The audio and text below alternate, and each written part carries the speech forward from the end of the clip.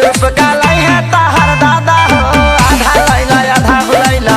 सूप का लाई है ताहर दादा हो आधा लैला आधा भुलैला। पियरी आइल दियरी आइल तननी आइल सादा हो आधा लैला आधा भुलैला।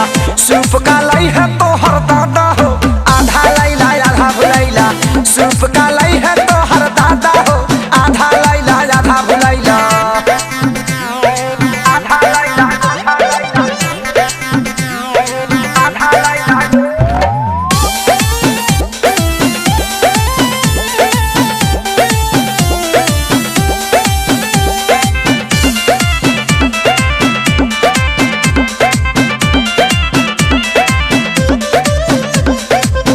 कुछिया में जाला बाजारे धलेला तोहके भुलवा ना हो।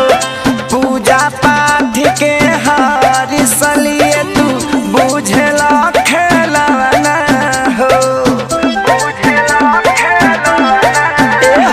जे कुछिया में जाला बाजारे धलेला तोहके भुलवा ना हो। पूजा पाठ के रसलिए तू बुझेला खेलवा ना हो। ऊख काट के लैता ता घट जाइत मर्यादा हो आधा लैला आधा भुलैला।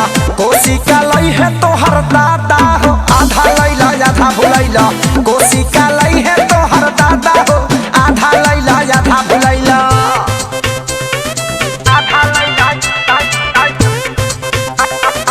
आधा लैला आधा भुलैला।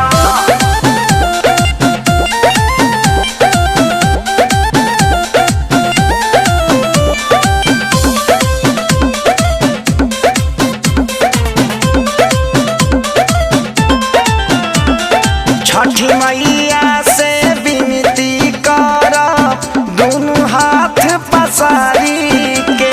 ठीक तू सोनू सैया के कद भूले वाली बीमारी के। छठ मैया से विनती कर दोनों हाथ पसारी के। ठीक तू कद सोनू सैया के भूले वाली बीमारी के। प्यारे लाल खेसारी से तू पहले नहीं खजादा हो आधा लैला आधा भुलैला। सूप का लै है तोहर दादा हो आधा लैला आधा भुलैला। सूप का लै है तोहर दादा हो आधा लैला आधा भुलैला। जा फिर लेके आवो।